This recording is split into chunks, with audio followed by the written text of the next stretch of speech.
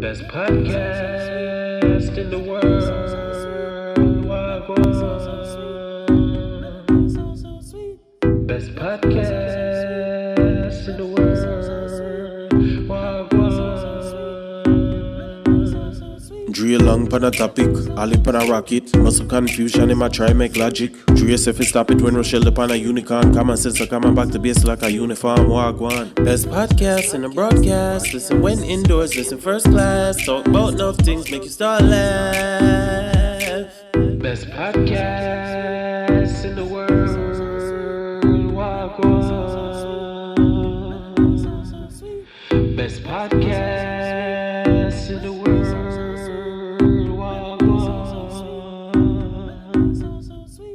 Wagwan, everybody, Wagwan. Yeah, we're there. Greetings from the Most High. Joe! Jesus Christ. All right, guys, just a little bit of housekeeping before we get started. We have a YouTube channel. If you don't already know, now you know. The YouTube channel is the Wagwan Podcast. Please subscribe, like, and share any of our content. Feel free to tell a friend. Yes. And if you want us to talk about something that you want to hear about, email us at wagwanpodcasts@gmail.com, WAHGWAN podcast@gmail.com. Again, and we're also on Instagram. Follow us, comment. Yeah. We're also found on Apple Podcasts, Spotify, Google Podcasts, SoundCloud, Amazon Music, and all your other favorite streaming platforms. If it's a platform for streaming, we are definitely on it. Make sure you check us out.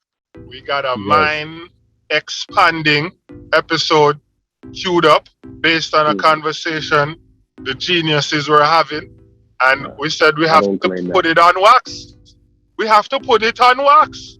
So here we are. Mr. Shawn, the genius. How you doing, boss?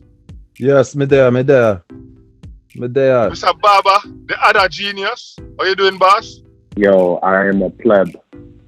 I'm a regular person. As they say in England, a pleb. A what? A pleb. Pleb. Never heard of that. But okay, pleb. I'm a regular person. This episode, we're going to call this one Letting You In on the Convo. No. Go ahead, Mr. Ba. No. What do you want to call it? What do you want to call it? Daddy issues. Okay. If that's what you want to call it, this is your show. Yeah. I'm just a fly on the wall. Let's go.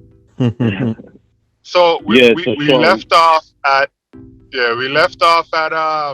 people need to learn empathy from a strong dominant force, which is usually men, and go from there, Shawn. Yeah. You have to experience the feeling of weakness, of having a boundary that you can't cross in order to have empathy. And you usually need to experience that when you're a child. If you experience that when you're an adult, and you've never experienced it when you're a child, it's not the same, you know? I'd even go out on a limb and say you lose your ish when you never experienced it as a child and you start experiencing it as an adult. Yeah. Yep. And this whole conversation came about because we were talking about, how America is kind of failing and society is unraveling with this new world that we are in, and which societies have worked the best with each other. And what's happening to the men and why, and what's happening to women and why. So right now there is a overwhelming theme going on where women feel oppressed and men are lashing out. So you just said why, what happens, what has happened and is happening to women, and why. Is that what you said, Ali? Why we have basically strong black women and strong, not even black women, just strong women in general that are like, I don't really need a man. And why we have submissive boys that become men and are still submissive, or men that have insecurities from not having a father in their life, and why they turn to wanting to have sex with 200 women to feel okay and whole again. Break that down for us. Um, And repeat Which the one? conversation y'all were having. So it's okay. Just repeat it if you guys yeah, don't mind. break what part down? Well, we From the was start. actually,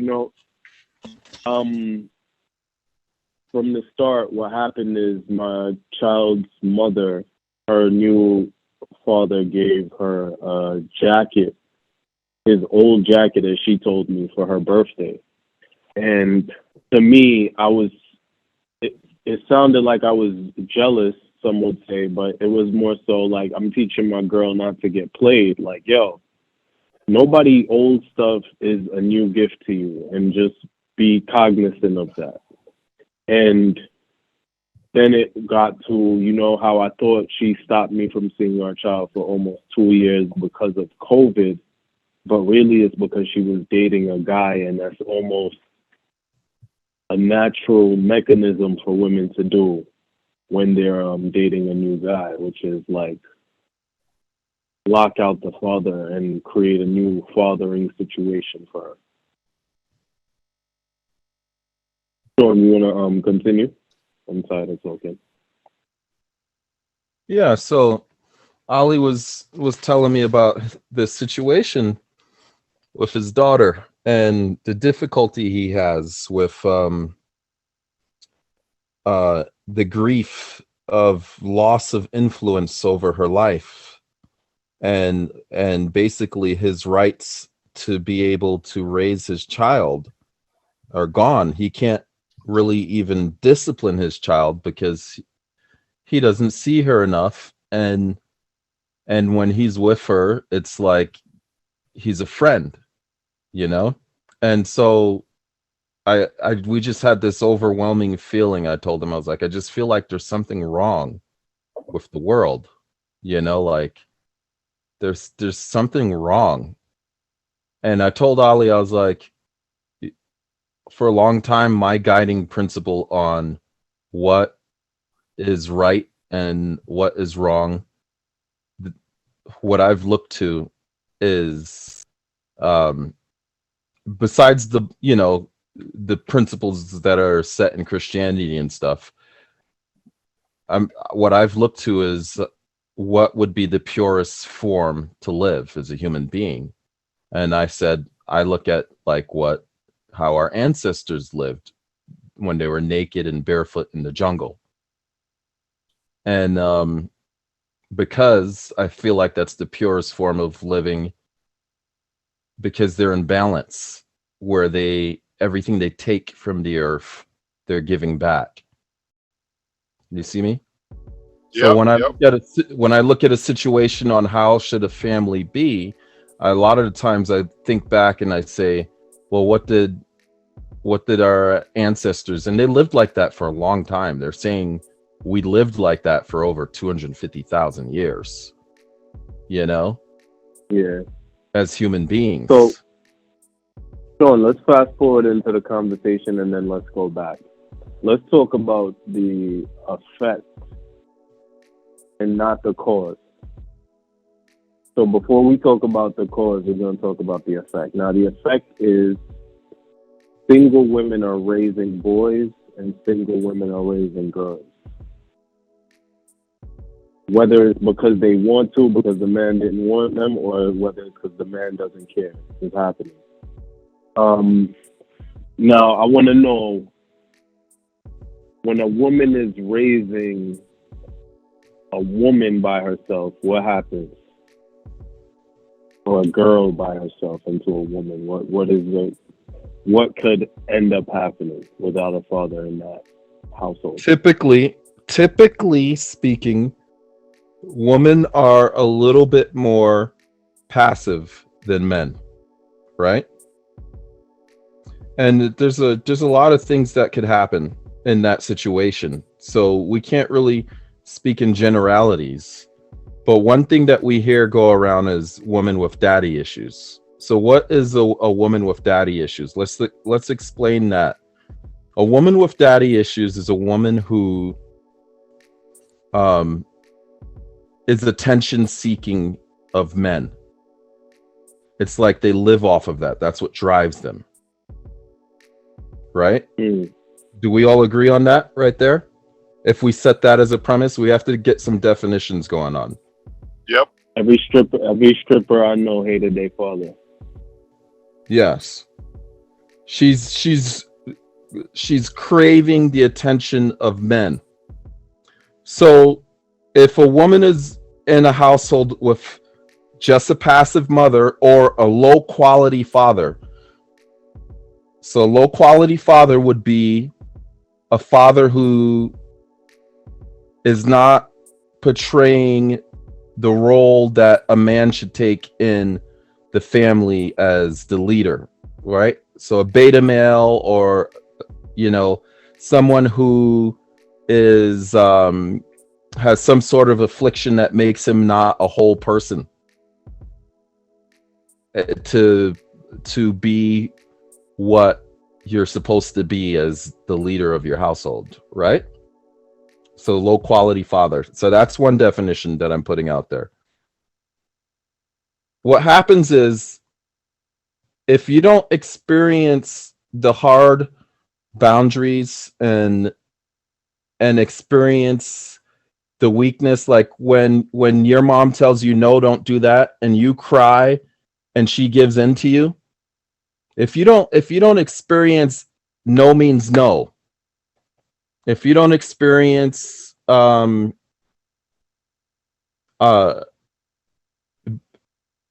if you don't experience the feeling of there's nothing that I can do, I have to listen, you will grow up, you won't have empathy, but the bigger thing is you won't have the understanding of what a man is. So women who are raised the daddy issue woman, they don't really understand men. They don't understand the domineering, masculine, testosterone driven spirit that comes with being a strong father. So that's what I said, Ali. Empathy is defined as the ability to understand and share the feelings of another. First of all, let's talk about women. Why do women have to understand the feelings of another? Is that important? Dre, yo, it's all about you and your family. Why you gotta understand other people? So I don't think that it is as important to understand other people as it is to make sure you have harmony in your house. However, people are people, and the people in your house are people. So understanding others helps you at home with the people in your home, right? So, everyone is different. Every human being is different, right? We have different temperaments, we have different goals, we have different values. You can have two of the same human beings, right? So, twins, fraternal twins, and they'll be completely different, right? So human beings are different. So, understanding humans who are outside of your home could help you, aid you in understanding the humans that are inside your house. Because when you see some things in your house, because you've dealt with, you might not have the same emotional attachment to the situation outside of your home, but you see it outside of your home and then it happens inside and you're like, oh, all right, so here's what we're going to do. we can't do this because you saw it outside and you saw where it led. So now, if you remember the Serena Williams movie that that little Fauci man just won an award for, right? King Richard.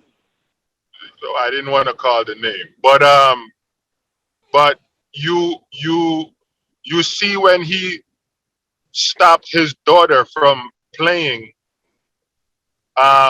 tournaments. Like first he stopped her, and then he was gonna let her, and then he changed his mind when he saw the other girl burn out and was doing drugs and alcohol and was over the news, right? So that's a person who he didn't have a relationship with, wasn't inside his house, but the information he gleaned from understanding and knowing what that person went through, he was able to use that in his house. Now, there's no way to tell if the same thing would have happened, but that's an example of Empathy. understanding what other people outside of your house are going through to use that information to, govern your household. Yeah. Sean, can you give me an example of how a woman with no father who now has no empathy can grow up into a relationship and act? Yeah. So that sort of a woman typically is going to be highly manipulative. It's the age-old question of like, it's basically what can you human beings will try and avoid work that they don't want to do, right? A lot of the times Do you agree to that? Hell yeah. Human, I just said it yesterday. People want the easy way out. And so that manipulation will be geared at getting your way of what you want.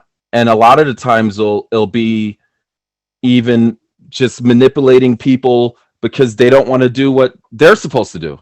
And they want you to do it for them, right? And so that individual, because of the not having any boundaries at all, they might end up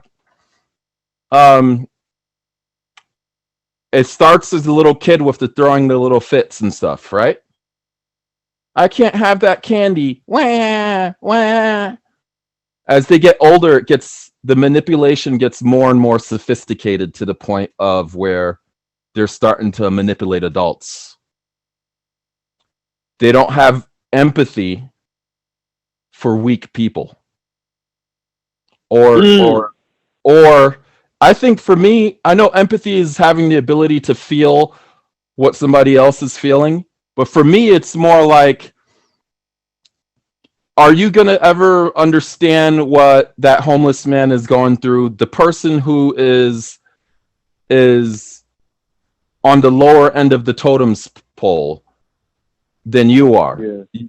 You got to be able to empathize with that, right? I see like the white privilege happening all the time at work, right? When the homeless people come in, I'm a nurse, so I work at the hospital, and these drug addicts come in, and I even seen this one nurse. The guy came in with full-blown AIDS, and the nurse tells the guy, "Did I give you AIDS? How is it my fault? You can't treat me like." There's a lot of privilege going on, and entitlement. Oh. And white privilege is a lack of empathy. Privilege is a lack of empathy. Entitlement is a lack of empathy. Expand on that a little, Sean. When you say privilege is a lack of empathy, because I thought privilege is just a situation socioeconomic going on. Yeah, I didn't think of. So in the terms of white privilege, right? White privilege is like a person who will not understand what it's like to be black because um, the world isn't geared for a minority group like blacks, right? So that's what they're talking about. And I'm not talking about using white privilege as an excuse to why you can't achieve. I think that every black person in America can work their butts off and become a millionaire. What I'm talking about is white privilege in the terms of things like um, not be what the one example that comes to mind is so ridiculous is like the Band-Aid thing. The Band-Aids aren't colored for black skin. That's what they say, right? Yeah, White, yeah. white privilege in the terms of um, just a lot of things being geared towards the white population and with not any thought for minorities. A person with that sort of a privilege, it won't even occur to them that the world isn't geared towards a person who is of a different skin tone. That's the lack of empathy. You get what I'm saying? So a person like, so say a woman got older now and she's in a relationship and with a man, and she knows the power that she gains after the child is born or after the ring is born. Will we see a power shift once those things are attained, you think, with a person like that? Or could that person become humble and learn from their partner how to be more humble? You repeat your question again. I totally was lost there. What was it? Sorry, it was kind of confusing. I would assume that a woman who lacks empathy when she has a child or has a ring would use that to their advantage. What do you think? What do you guys think? Yes, that's a part of the manipulation tactics. It's like, I have the power now, right? Yeah. Because if I divorce you, I could screw you over. And if a person's thinking like that, they're already gonna divorce you, right? They're gonna, you know it. They're just waiting for the right moment when you amass your wealth to divorce you. So, what? So question. So I want to backstep a little bit. I remember when I started to hear people talking about Band-Aids were made for white people and it wasn't made for, colored folk. And I'm just like, yo, you gotta have that much goddamn time on your hand to sit down and have this thought. You either was on drugs or you got too much goddamn time on your hand for you to come up with this thought. Like, no, I disagree with that. You have broken down a Band-Aid. Now, I'm not saying the thought is incorrect. That is not what I'm saying. I'm just saying I'm so busy trying to come up in this world, right? Figuratively, metaphorically, like in every way possible. I'm trying to come up in this world. I didn't have time to think, oh snap, Band-Aids were not made for black people. It was made for white people. That's why it was that color. Now, I think that can come up in random thought, though. Sure, of course. So I feel like you said this once before, Ali. Life usually in evolution, when life gets so good or really good, we start nitpicking at ordinary things, right? And to me, Right. that's an example of that. A band-aid is something you stick on your hands. Like, why are we not saying, oh, they made tires for black people? All tires are black. You see where I'm coming from? Like, That's why so, I but said it was a. That's why I said it was a ridiculous example, but it was the first yeah, thing that came to mind, right? yeah. I was just Yeah. expressing what I felt when I heard that for the first time. Today wasn't the first time I heard it, but when I heard it for the first, I was just like, "Yo, y'all are bugging." What? Well, so must be that's why they started making the cloth band-aids. But I didn't want to talk like I don't want to dwell on that for for anything. Let's get back to the relationship part you guys just mentioned, because I find that a lot of men in the world are fauci mans, right? Yes, As I we was say gonna on ask the him that next. I was gonna yeah, ask as him we about say that next. That's funny. Yeah, on the Wagwan podcast, on one and podcast. and and um and I feel like a lot of men don't know how to be men, and they don't know how to express themselves.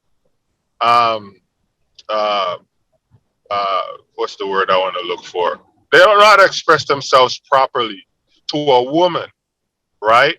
And so you get the dynamics that you guys were mentioning, where you you have this woman who, for the sake of this conversation, has no empathy, and now she's now married to you, and there's one upper hand, right? And then she has a child, and then there's two upper hands, and now you're like like you said, Ali, the power dynamics have shifted, right? And you're now saying to yourself, like Shawn said, if she's saying or have some inkling of divorce, you're right. She might be plotting her exit and waiting for the most opportune time. That said, I think a lot of that stuff lies with the men making their situation harmonious. And let me expound on that a little bit. I think women teach men, and I think men teach women.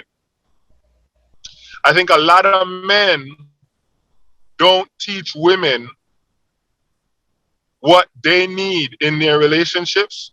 And let me give you an example. So you start dating a girl and you don't like when she plays with your nipple.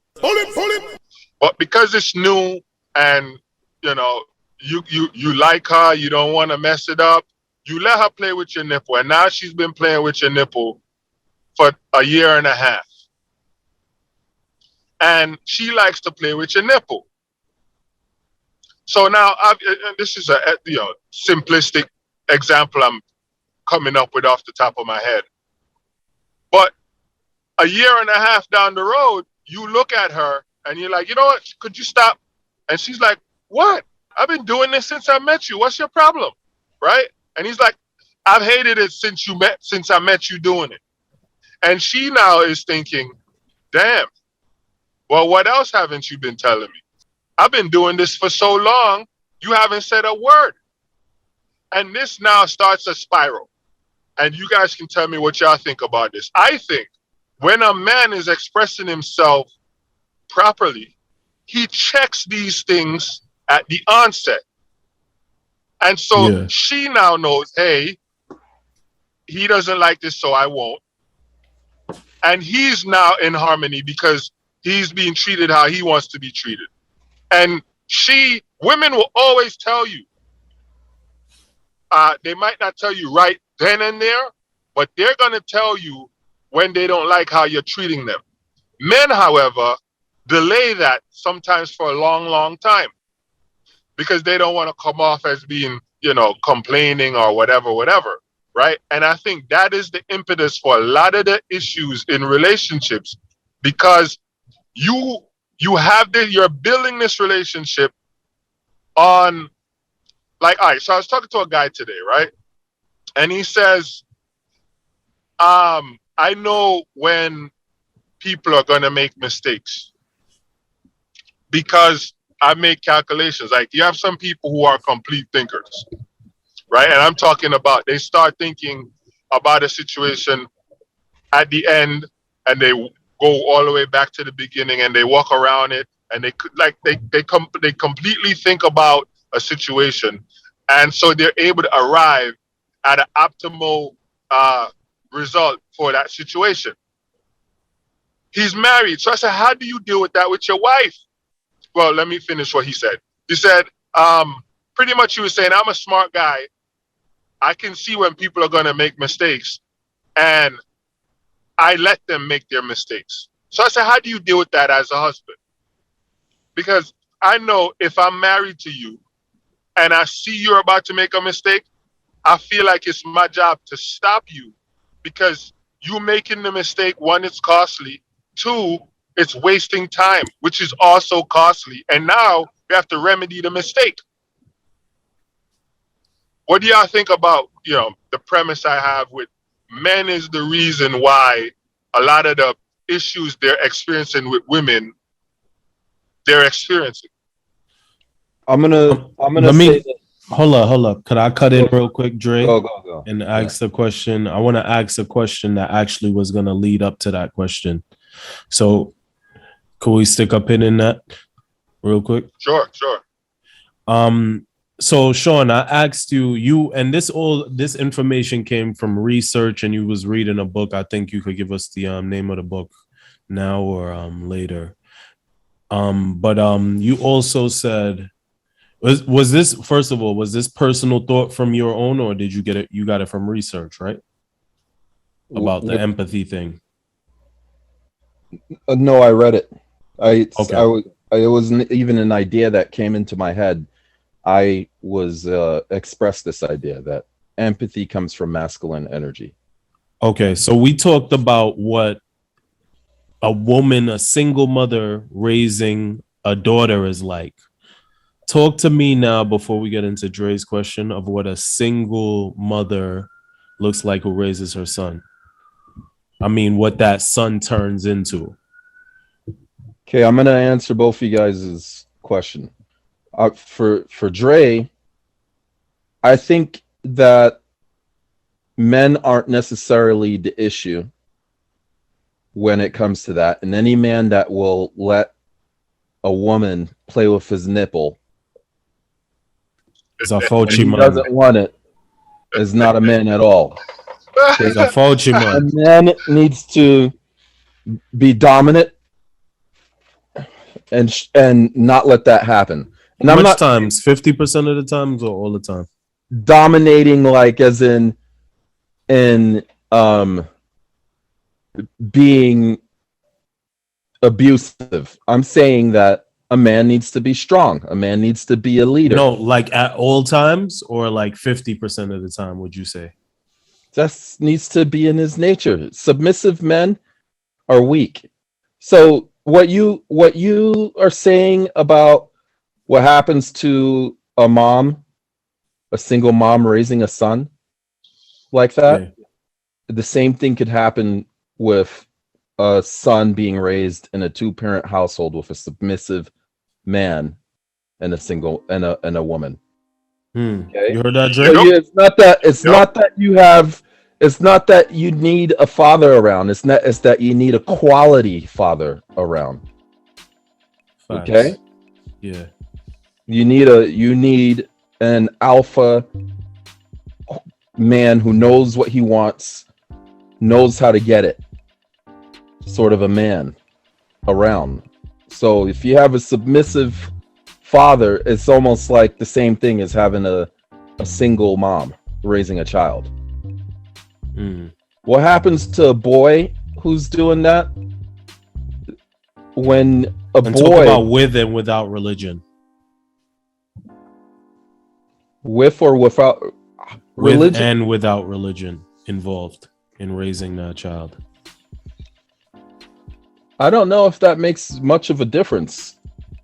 Okay. I mean, religion is a moral code, but what we're talking about is the mental health of of the person. You're not gonna be able to pray your mental health away.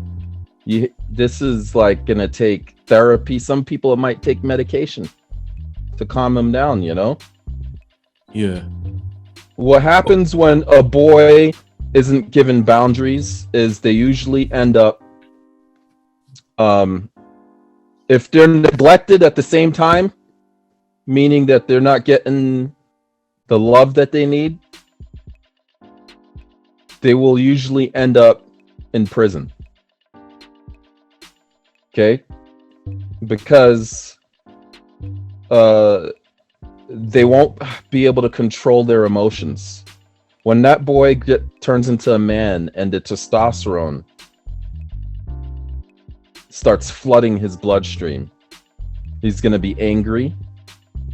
He's going to want, to do man things, but he's not going to know how to be a man. He won't have empathy.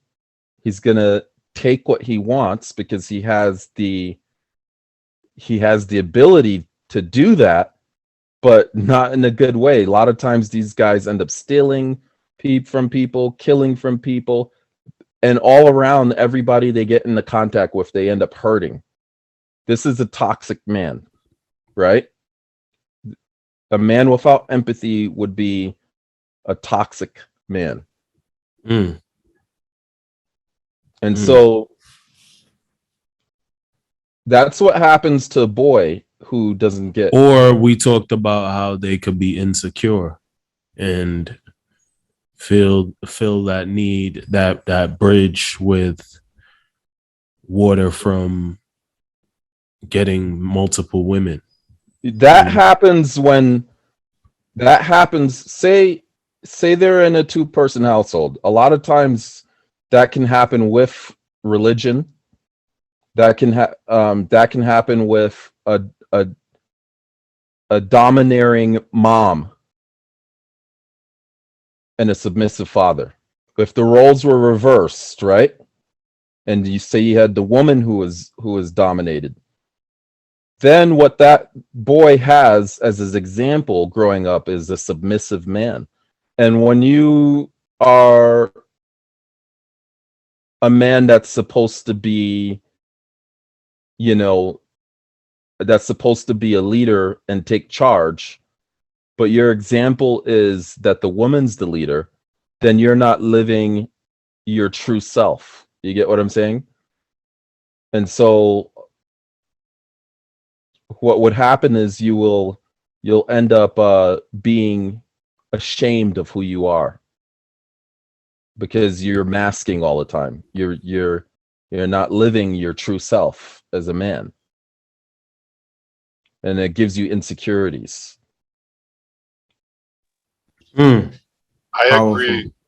agree with you, Sean, but I think that sometimes even with a two-parent household, you can still end up um, becoming the same type of man we're talking about. I watched a TV show based on this drug dealer called Big Meech. Mm-hmm. He had a mom and dad in his house, and he ended up being what he was. And Snowfall is based on some California drug dealer. Okay. Who's I remember what I was gonna say. Sorry, Dre. She wasn't submissive to her husband in that movie. which That show movie? BMF. Sorry, that show BMF. She didn't really respect the husband like that. I wouldn't say that. I would say she loved her kids a lot more. So when a woman loves her kids, it's a different kind of love a man has. Like a man will cut off a kid and not deal with them anymore because they're unhappy with the way the kid is conducting themselves. A woman 90% of the time, or probably even a higher percentage, aren't able to do that. they'll be mad and they'll express that they're mad, but they can't stop loving the kid. Nah, but they can neglect the kid, and that happens a lot. Probably. But in terms of the way the dad, so remember the dad kicked Big Meech out the house. And the mom didn't want to do it because remember, Big Meech would come by when the dad wasn't around. Mm-hmm. See what I'm saying? And that's where it is right there, a lack of boundaries, as Shawn was saying earlier. Yes. My point is there was a dad and a mom in that household, and the dad was not a feminine dad. In both cases, the snowfall show, dude was a Black Panther. So in both cases, there were moms and dads in the household. I think people. So there are some characteristics that fit a lot of the miscreants in our society, but there are some who, it's people are just, they want the easy way out, and a lot of times the easy way out is waiting for you to go earn yours and then I come take it. A lot of people are just lazy. A lot of people are lazy. So, so let's, if you don't mind, Ali, us stepping back to um, uh, the relationship thing, because it's disheartening to me when I hear people who don't appreciate marriages, because I think similarly how you guys talk about uh,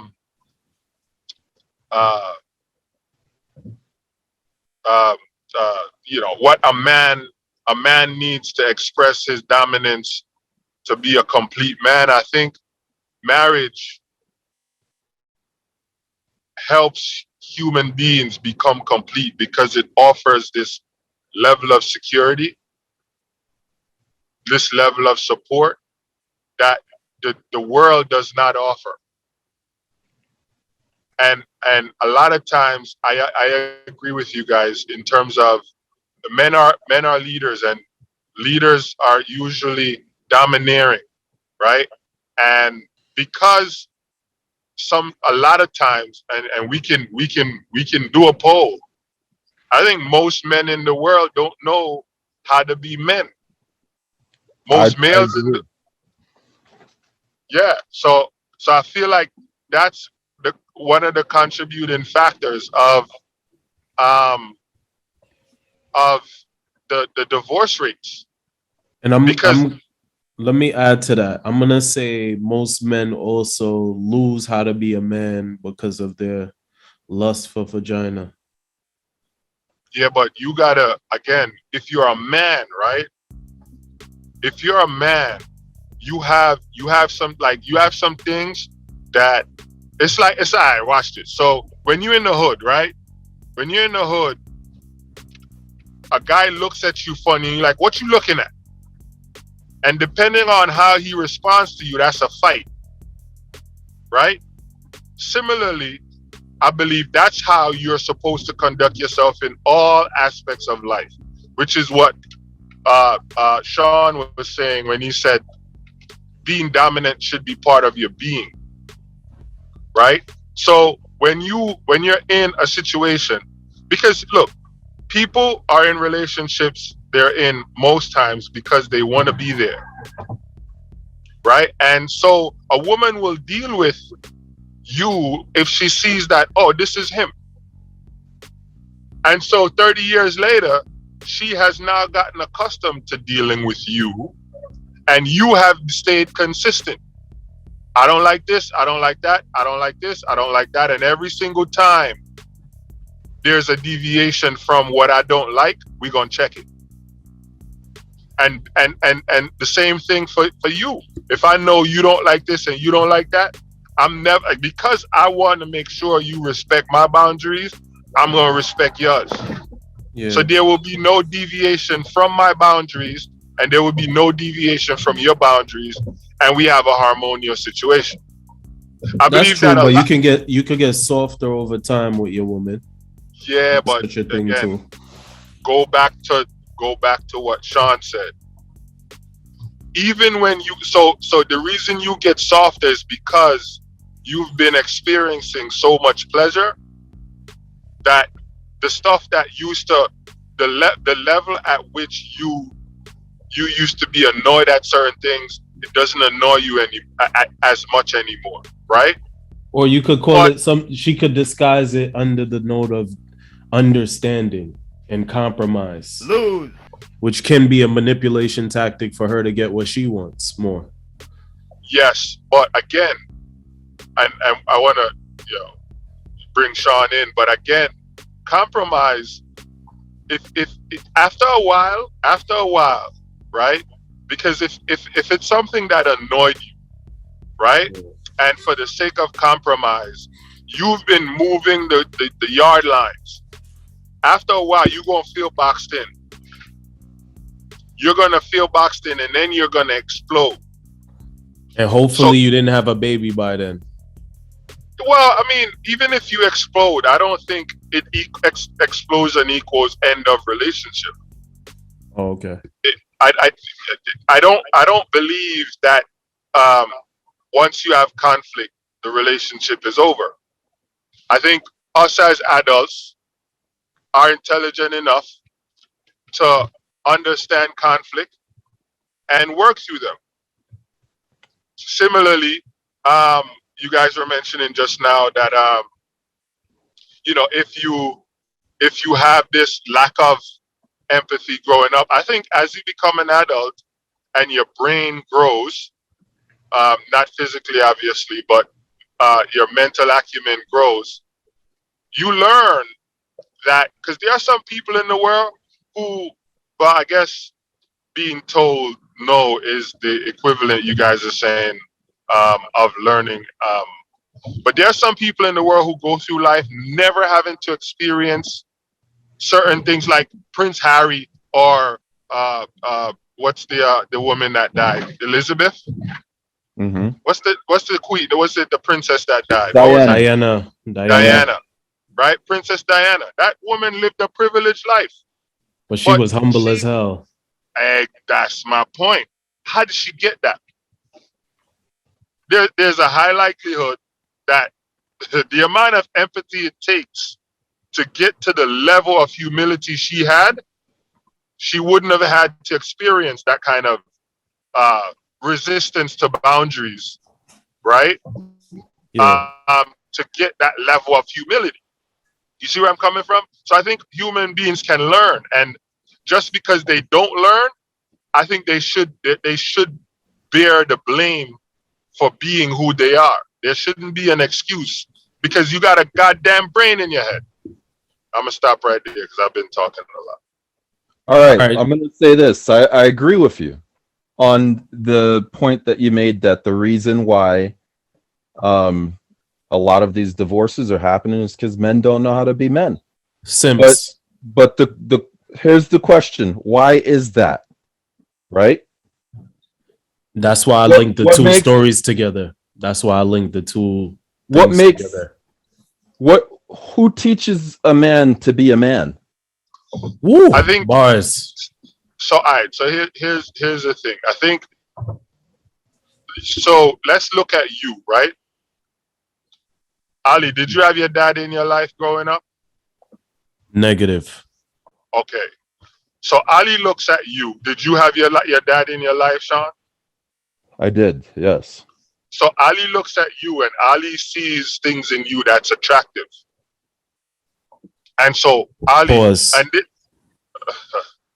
Batman think about batty, fisherman think about fish. So Ali looks in you and sees things that are attractive, and he emulates those traits, right? So if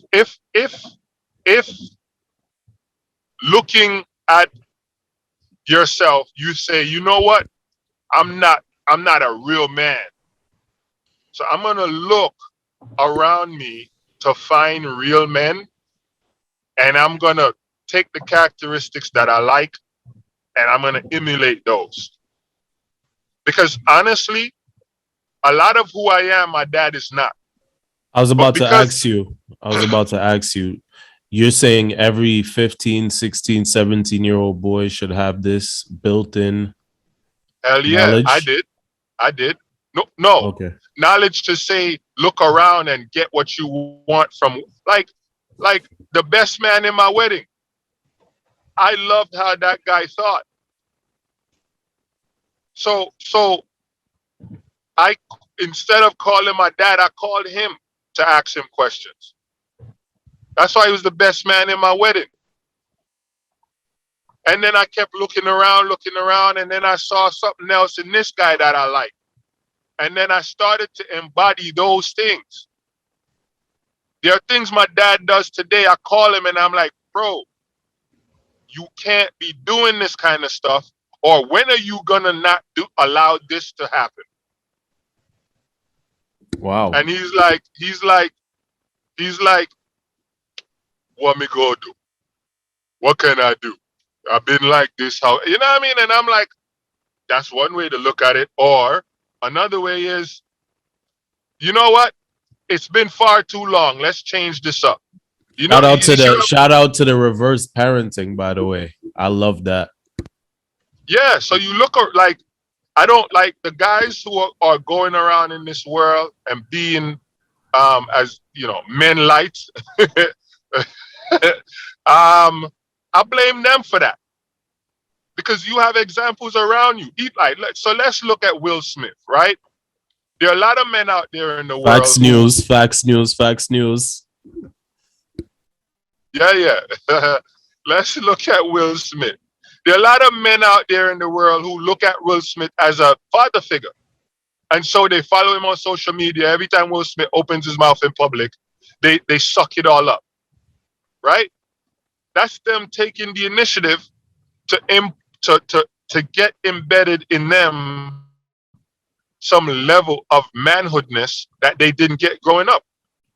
So if you're able, right, let's say you're 30, 40, 50 years old, right? Because these kind of traits stay in men for a long time.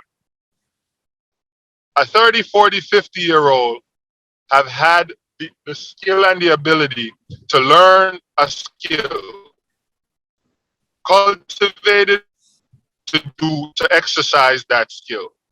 So you Say have that the again. mental Say that again. fortitude they've cultivated the skill enough where someone wants to pay them money to exercise that skill. So that means you have the mental fortitude to change your being. Because when you learn a skill, you're changing who you are to be able to do this thing, right? So you also have the ability to change who you are as a man, to learn how to become a man and exercise these traits in your daily life. Same way how you learn how to become a plumber and you exercise those skills in your daily life. So I don't exempt men who are, light. When you're an adult. Sean just told about Anderson Peterson. He read 2 of his books. The reason Sean, let me put words in your mouth. Why you bought 2 of his books, Sean? Because I liked what he had to say, and I wanted to, read more about it. And it's because I admired him. That's why. There you go. And so Sean saw something in this guy, because this guy, if you hear about him, he's expressing what he thinks. Sean likes how he thinks. Let me go read some of what this guy put in a book about his thoughts. And that's how you cultivate yourself as a human being. So when you're 50 and you still don't know how to treat your wife or deal with women or your kids, that's on you. That ain't your mom. That ain't your dad. That's on you. That's true, Dre. But I would also me. say that knowledge is not built in everybody the same way how you say you're not able to cook fish. You know what I'm saying? Some people are born able to cook, but it's just not in you. So I would say that can be the same way how You know what I mean? Some people can go through life and that thought never occurs to them. You know what I'm saying? They more like they can look at the same exact thing and see like, damn, that person lucky, as opposed to saying, yo, I should take this from them. Just saying, you know what I mean, from men I've grew up around and stuff like that. So, Okay. in response to what you said, Dre, you're making it sound so easy, right? And you're like, everybody should make this choice. Everybody should do this decision. And then you look around and you see men in their 60s who haven't become whole people. They still have a gaping wound inside of them, right? And there's a lot of them. So the process of becoming your true self as a man is not as easy as what you make it sound, man. I But life went is out not there easy. and I read, yeah, life isn't easy. But you make it sound like, oh, there should be no excuses. You know, there's and I'm not trying to make excuses for these people, but what I'm saying is How you gonna make me sound like a Fauci man, yo? what I'm saying is that it's hard. Some people never ever self-actualize their whole entire life. They have insecurities. They never ever become to a whole person. And the easiest way for that to happen is for you to have a good example, right? Yes. There's lots of bad examples out there that people follow also. The best way for you to have that good example is to have a father who is himself a whole self-actualized man at home. If you don't have that and you grow up and you become a man who's got a big gaping wound inside of his heart, you have to choose your own examples on how to be a man. And who's to say you won't choose a bad example? It's not as easy as what you think, man. And so I'm going to bring this back to Ali and the situation with his daughter, right? We're talking about daddy issues, I guess, and with human beings. Human beings we know are extremely malleable, which means that they can change based off of what example that they're leading to. The situation with Ali and his daughter, Ali losing the influence to influence his daughter to becoming the person that she can be to her full potential, is a tragedy. It really is. And all we're saying is that a part of the problem is the family court system that we have in this country. What a pivot. What a pivot. All right. So if Ali would allow us to speak on his situation, are we permitted to do so, Mr.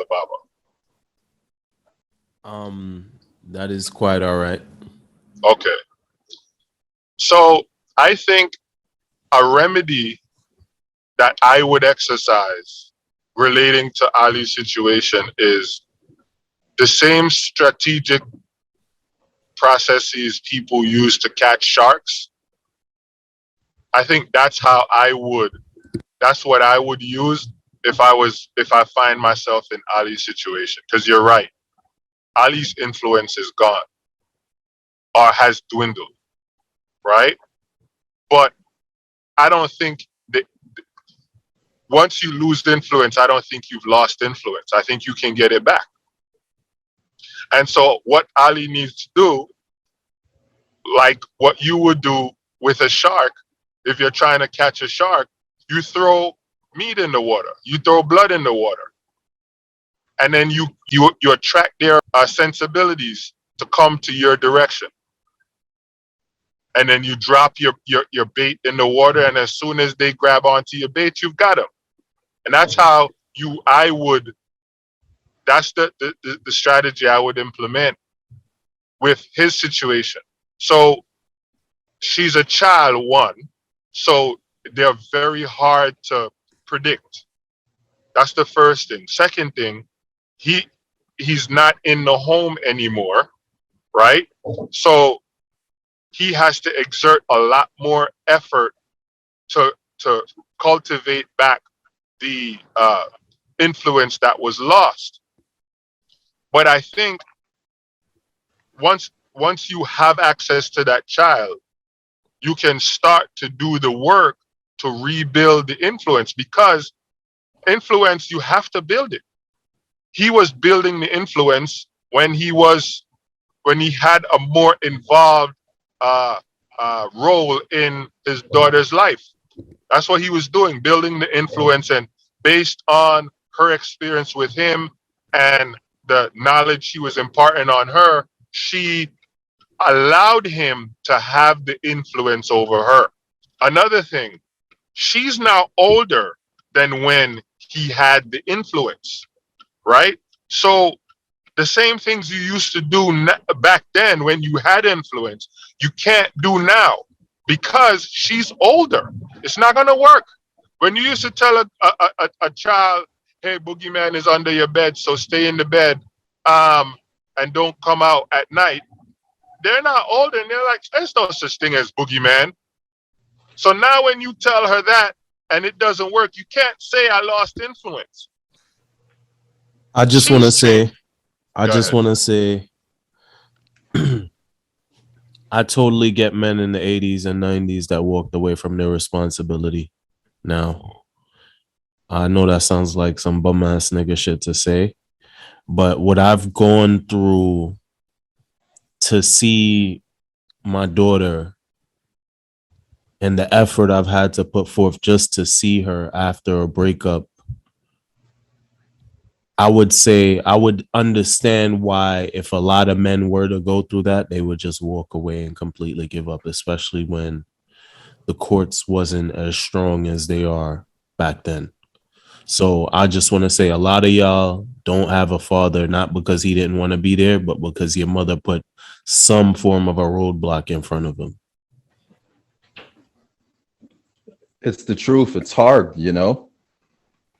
And no man should have to fight to see his kid, you know? I mean, so long as you're not doing anything criminal with your children, you shouldn't have to fight to see your kids. So I would say that I get it too, Ali. Question. It's hard to Sorry, go ahead. It's hard to fight and see, you know, like you can give it all, and a lot of the times it's easier just to walk away. So, question, Sean. And go where? Guatemala? I don't know. Africa. Medellin? Africa. Medellin. Sean, Legal. Yeah. is part of being a man choosing the easy way out? Nope. Part of being a man is knowing that there are things that you might not necessarily want to do that has to get done. And you got to do it. Good, I like that answer. Speaking of that, y'all heard about the girl who said she took her baby father off of child support? So I decided to take my son's father off of child support because it was causing turmoil in our co-parenting relationship. Recently, you know, I looked up a few places for him to get his CDL so that he could possibly start his own trucking company, or he can even carry loads and make money for himself.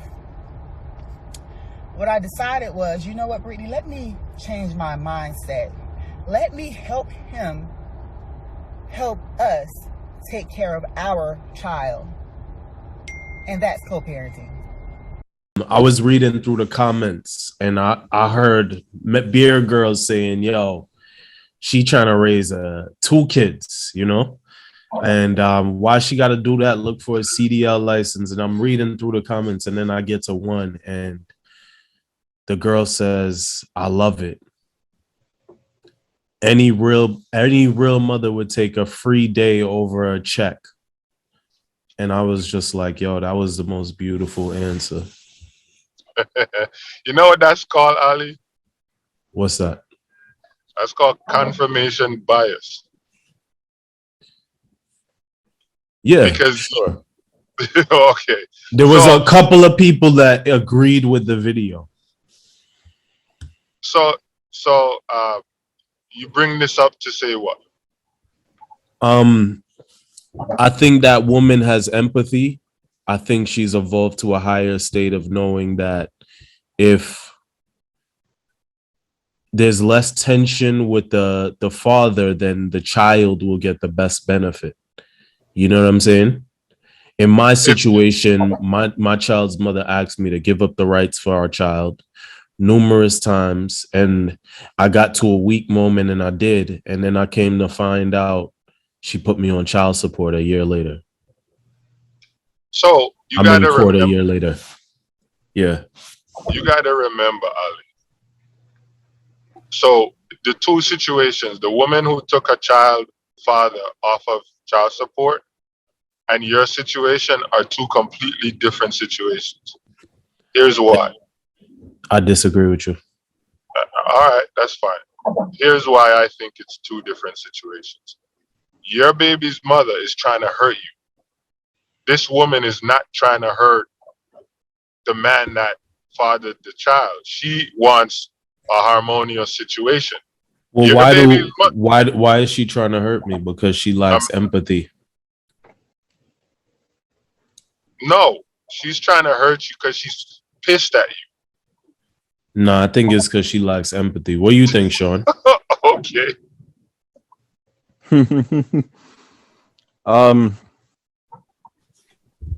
I think she's mad at you. And you guys could both be right. I don't know. Hey, Dre, we friends now. We both right. I like it. Go on, Sean. Yeah. That's what I think. I don't know if she has empathy or not because I don't know her. So I would say that she must be a little bit entitled, privileged, you know. How'd you connect? What are you using to connect those dots? Well, she's entitled to her money, right? Ah, okay. And then there's the modern day woman, right? Yep, which she is. And what's the modern day woman look like, Sean? Uh-oh. The modern day woman looks like a man in a dress. Whoa. Yo. No disrespect to transsexual people. Y'all all get love. Yeah. The modern day woman is an alpha. That is what the modern day woman is. She's a and does that benefit her or does that behoove her? I mean, it probably benefits. Does it benefits her lifestyle. I think there's a space for the modern day woman amongst, you know, so long as if you find a woman who's better at you at your own job, there's a space for her there, right? This is a competition, but so the men in dresses need the fauci men then, is what you're saying. The modern day woman is not a family woman. Right? In the business of men, when you come and you're on the same competitive field, you are playing by the same rules and a competent person, there's a space for women in that space, right? Capitalism is a competition.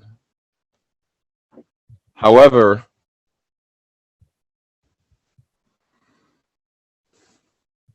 I think that if we look at the Stone Age and the way our ancestors lived, you could see that there were clear role distinctions. There can be a female chieftain. There can be, but when it comes to the raising of kids and stuff like that, there needs to be clear roles, right? So again, you said if the boy sees the mother being dominant or the only person, he becomes then raised and used to a woman twisting his nipples and not necessarily saying anything, even though he hates it. Yeah. And for the woman, she will be the woman that's twisting a man's nipples because she has daddy issues. No, I'm joking. That's funny. Or twisting a man's nipples and getting his subtle hints that he's not super into it and ignore those hints. Yeah, but that's again, if we're just applying that example, if the man keeps allowing this woman to do whatever it is she wants, after a while, she's going to develop the attitude of not caring about anything except what she wants. And he cultivated that kind of attitude in her. Let's bring it to something more realistic. And you guys could talk on this. I used to always hold the door for my girl and she would say thank you. And then after a point in time, I just woke up and I realized she wasn't saying thank you anymore.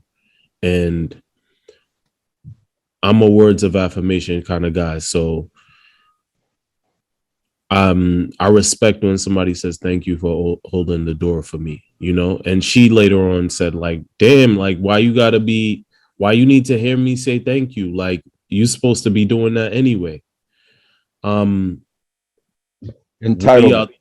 Yeah. What do you think about that now, Dre? Why were you holding the door?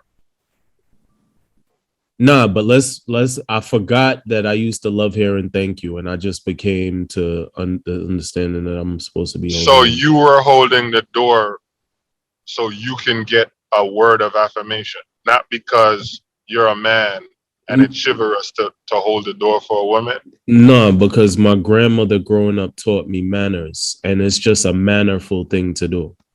Right. It has nothing to do with man or it's a human being. It's like that's the most disrespectful thing if I take my time out to open the door for you and you just don't even acknowledge it. To me, I didn't get to that part yet. I'm just trying to get to the meats and the potatoes of why you were holding the door. Now, when your grandmother taught you when your grandmother taught you, did she teach it to you in a humanistic thought, or as a boy growing up turning into a man kind of thinking? It was more like a respect human beings, respect the elderly, respect type of thing. So, and it wasn't even necessarily that specific, but it could have been something like, when you walk into a room, you are supposed to say good day to everybody. Do y'all agree with that or disagree? I agree. Mm-hmm. Shawn? Yeah. You ever seen somebody walk into a room and they were expecting you to say what's up to them? Yep.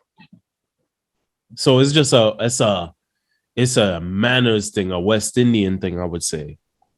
So here is how I would look at that, right? Yeah. I think we oftentimes discount the human ability to um, Manipulate. communicate. Manipulate.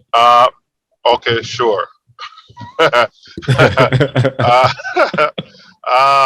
so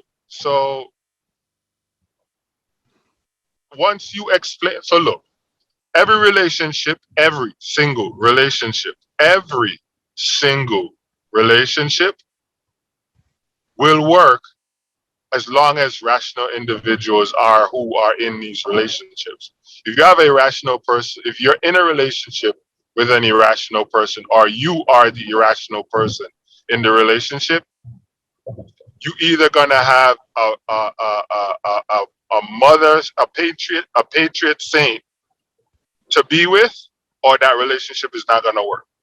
So any rational individual who hears, "Hey, I feel uh, robbed when I hold the door for you and you don't say thank you," any rational individual is going to say, "You know what? I'm sorry. That's bad manners. I was taught better. I'll do better." But what about you, Dre? You rational, and you just said, men are supposed to do that. Yes, because that's what I subscribe to. You obviously do not subscribe to that. So because I subscribe to, "Hey, I'm a man, I'm supposed to hold the door," I don't look for a thank you from my wife when I hold the door. You don't subscribe to that. So you are looking for a thank you because you felt like you did a good deed and you want a pat on the shoulder for it. No, I wouldn't describe it as that. I would describe it more as manners. Yes, I know. The same way how if you held the door open for your kid and they just walked through it and didn't say shit, you would have a problem with that, Dre. I know you. Actually, I don't recall my kids telling me thank you for me holding the door for them. Okay. So I don't know that. Maybe they do. I just Or don't pay if attention. let's call it some other manners thing where you give them something and they don't say thank you. Is it that you gotta hear words of affirmation, or is it that that's a human thing to be respectful and say thank you So for giving me this? so when it catches my mind's eye, I correct it. It doesn't always catch my mind's eye though. Oftentimes it does, and then I correct it. But I'm not always looking for the thank you for doing. I make dinner. I don't always tell my wife thanks when she brings my plate, but oftentimes I do. And when I'm sitting around the kids and she puts the kids, oftentimes I don't think tell her thank you, because I remember, I was sitting around the table and I was like, "Hey, did y'all tell mom thanks for dinner?" And they're like, "No, thank you, mom." That's a must. That's a must. What about you, Sean? What do you think? You've been quiet. I feel like what happens when a person doesn't say thank you for something nice that's happening to them, they feel entitled to that nice thing. Facts. They just feel like they deserve You're it. supposed to do it. You're supposed to say thank you when nice things happen to you. This is going to be a bit of a pivot, but this is the interesting thing that you guys need to hear about. I was watching something the other day. It was a woman talking, and she said she felt invisible. It was an older woman. She said that when she was younger, men would like jump out of their cars to pump gas for her. They would hold the door for her and do things like that. And now that she's older, less attractive, she's invisible. And it's a very hard transition she was talking about from being a person young and desirable a person who is getting all these things and they feel entitled to it to not getting it anymore. That's going to end up happening to people who are entitled eventually, right? Big dose of poison on them. Eventually, your kid's going to be 18, Ali. And when that happens, it's a hard transition when you're used to getting that money. The entitlement can't last forever, right? Yeah. Eventually, you're going to get old and ugly. And what happens a lot of the times I've noticed to women who lose their entitlement is they start men bashing. They hate men. Have you guys noticed that? Yes, sir. Yes, there's a lot of men bashing going on. I didn't, connect the dots to say they don't have the entitlement anymore, but there is an awful lot of men bashing going on. That's why it's important for you to make them say thank you or stop doing it. Okay. Facts on facts. Now, yo, let me bring it one more place. On this joint, we do something called Facts News, and that's why I said it earlier. I thought Dre would bring it up. On March 27th, Will Smith smacked Chris Rock after he said, and I quote, "Jada, I love you. I can't wait for G.I. Jane 2." In the midst of all of this talk about daddy issues, was that a manly move that he did, or was that a Fauci man move? If it was real, Shawn and Dre. So Dre, you go first. Thank you, brother. Since I gotta make sure I say thanks when the kindness is done. I think it was a Fauci man move. And here's why. And I hope they strip him of that award. If you pay attention to what happened, he was laughing when the joke was told. Right? His wife, however, wasn't laughing. Oftentimes, jokes are made at the expense of someone or something. Every award show, jokes are made on the folks that are at the award show. Jada is having an issue with her hair. It's hair. Women cut their hair all the time. Jada have had short hair for years. Right? If I remember correctly, when she was younger, dating Tupac, her hair was short. She's been mentioning that she has alopecia or whatever that situation she has going on. Mm-hmm. She just started mentioning that a couple years ago. Maybe she's had it all this time and we didn't know, whatever. The point I'm trying to make is everyone gets jokes cracked on them. That joke did not rise to the level where Will Smith needed to, one, find the joke funny, 2 seconds later, find the joke unfunny, walk up onto a stage, embarrass himself, embarrass the man that he allegedly slapped, right? And the black producer for the first time. Who's the black producer? Oh, you mean of the show, the movie, King Richard? Right. No, and I think they said this was the first time a black person orchestrated the Oscar or something. Oh, Jesus Christ. So now this complicates the thing even more because you was talking about how Oscar's so white. Y'all were the ones talking about Oscar so white. Now it was relevant, right? It was relevant. Oscar, it was evident they weren't giving a lot of black people awards. This year, the people actively made an effort, actively made an effort to capitulate to demands we made. And this is what happens.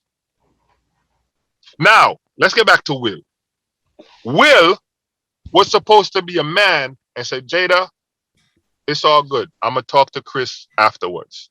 Facts. Because people were saying that this is not the first time Chris been jabbing at Will and Jada. Now Chris could be jealous of Will and Jada. Will and Jada have been celebrity A-list couple for decades. Chris could be jealous. I don't know if Chris is a B-list or an A-list. He could be jealous. Who the hell is Chris's wife? Nobody knows. So he could be jealous. All this dude needed to do is say, yo, Jada, I got this. At the next break, walk up, go behind the stage, find Chris Rock and say, yo, let this be the last time, bro. Let this be the last time. Facts. You understand what I'm saying? Like, that whole thing, to me, was uncalled for. And then he sits down and continues to embarrass himself. Now, he allowed a woman who's been treating him like a Fauci man for the past couple of decades, Facts. right, to have him humiliate himself in her defense. That is the epitome of a Fauci man to me. And there are guys out there who's saying, oh, he was just defending her honor. Shut up.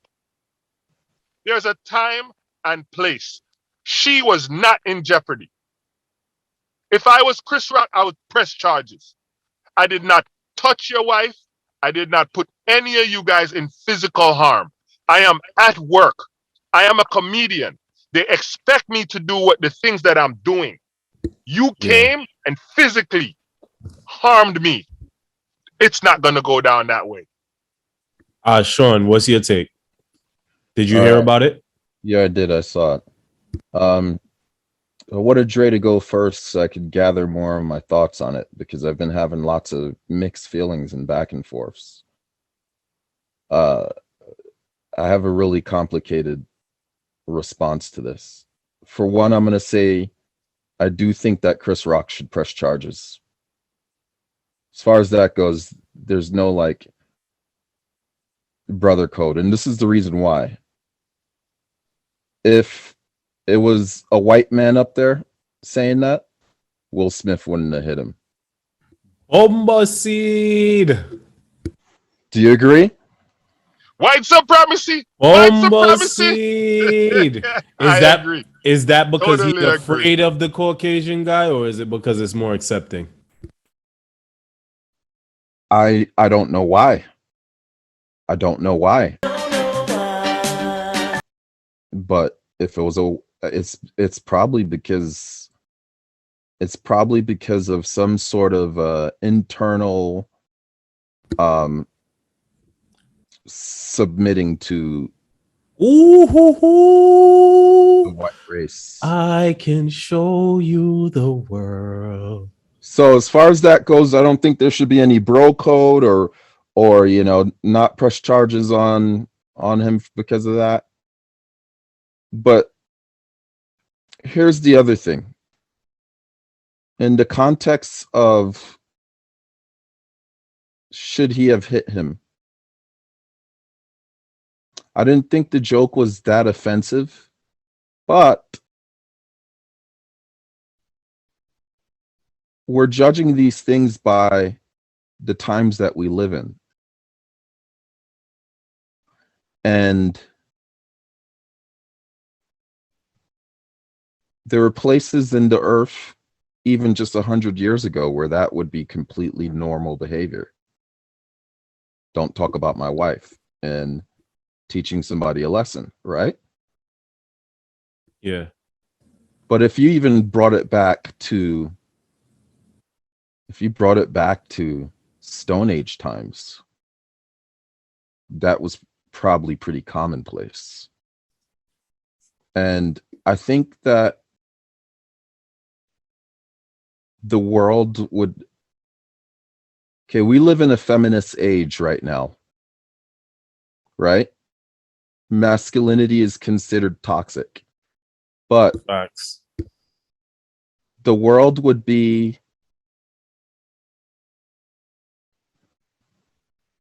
a lot different if people had to have consequences for the things that they said.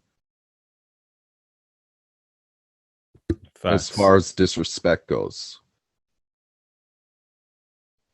it would be you wouldn't say things unless you could back it up, right? With your own grit. Facts. And That shit so wouldn't be written in the Constitution. Freedom of speech.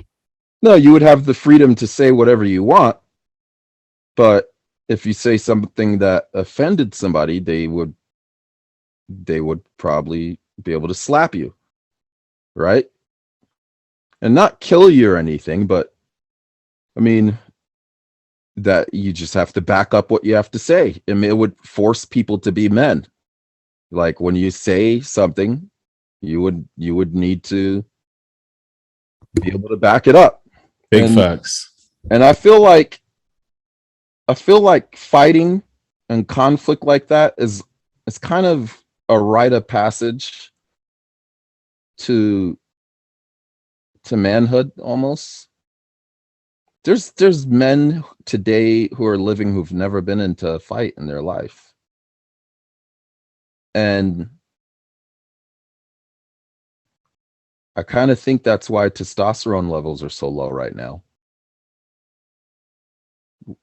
They've done tests to show that testosterone levels are lower than they were 100 years ago. I feel like our rite of passage might be taken away, that we need to let the men fight and back it up to exert that dominance amongst men, right? Yeah. That was sort of like a high 12 noon call out, Wild Wild West call out. Yeah. Like a smack, and we're gonna take 10 spaced steps and then turn around and shoot each other. That wasn't even a high noon call out. That was shot on the spot. Yeah. That was a shot on the spot. I don't feel like it was called for. I feel like he was simping for data. Right. And the real problem is his woman, who has embarrassed him publicly, has demasculinized him numerous times, and gave him that look like, what would Tupac do? Yep. You're competing with a dead man. And you have a man now being taught how to be a man by his woman, and that's no bueno. Yeah. So that's my thoughts on it. I don't think it was called for, but I do think that fighting should be allowed. Yeah, but that would okay. So let me ask you something. You think Will would have went up on that stage and did what? Because first off, I don't think he actually slapped dude in the face. That's the first thing. You think it was staged? I don't know if it was staged, but that slap looked like a movie slap. That did not look like a "I'ma slap the shit out of you" slap. There's a theory going around saying that it was fake, and Chris Rock's ticket sales have gone from $41 to $300 since the event. I just read that. That is funny. So if you look, when you slap a person, your palm is normally pointed away from you, and you're swinging laterally towards the person's face. This is the Jamaican breakdown of a box. You see it? Yeah. When you box a boy, right? You season the palm with all the appropriate seasonings. You wind up and you swing with your full might, which Will did. The thing that was different with Will's slap, however, is that Will's palm was pointed directly up in the air. And I thought that was odd. I'm like who almost slaps like a you could person with see your it coming. What you mean? Hold on, I just thought about something. Okay, maybe. I need to make a correction here. I don't think he should press charges. I think he should sue him. What's the difference? Yes. Because one is corporal punishment, Yeah. like government punishment, and the other one is financial punishment. yeah. I love and I'm thankful that we were able to get this conversation recorded. I think this one deserves a part 2. Shawn, good looking out. I love your mind, Mr. Baba. As I always tell you, I love your mind because I got to start making it a practice of giving people flowers. So I love you. Watch how they change towards you too. Okay, all right. I love y'all, mine. Thank you guys for the time. Thank you for allowing me to sit in on Dre. your conversation. Thank you. Appreciate it. Bless. All right, later. Well, guys, thank you for listening to another episode of the Wagwan podcast. Yeah. As I mentioned, we are already on YouTube. If you don't know, now you know for the second time. Please like, subscribe, share our videos, spread the word, tell a friend.